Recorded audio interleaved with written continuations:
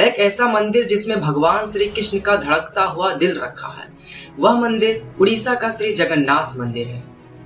जब भगवान कृष्ण अपना देह त्याग कर वैकुंठ लोक गए थे तो पांडवों ने कृष्ण का दाह संस्कार किया, लेकिन भगवान कृष्ण का पूरा देह जल गई, लेकिन उनका हृदय नहीं जला और उनका दिल धड़कता रहा।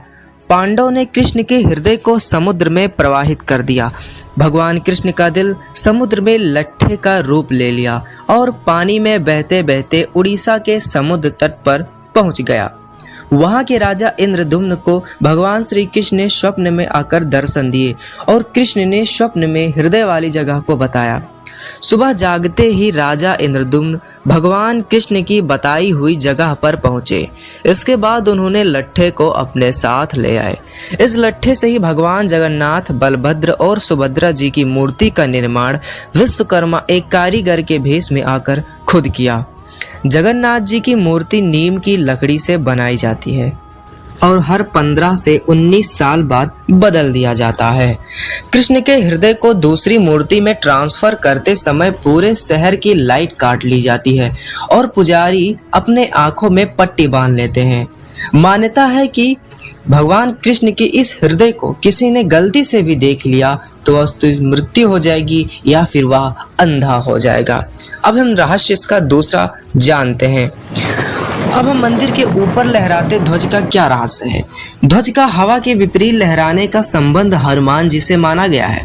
पौराणिक कथाओं के अनुसार समुद्र की आवाज के कारण भगवान विष्णु को आराम करने में दिक्कत होती थी।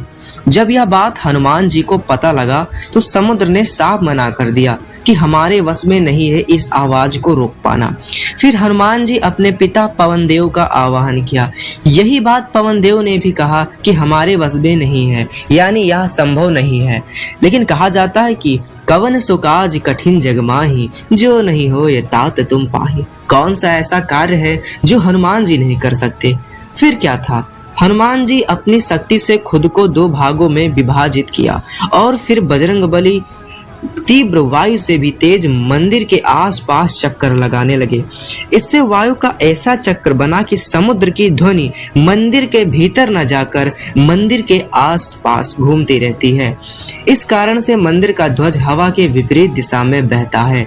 यहाँ तक कि उस मंदिर के ऊपर से हवाई जहाज भी नहीं उड़ता, क्योंकि हवाई जहाज का कंपास काम करना बंद कर देता है और उस मंदिर के ऊपर से कोई पक्षी भी नहीं उड़ता और उस ध्वज को प्रतिदिन बदला जाता है।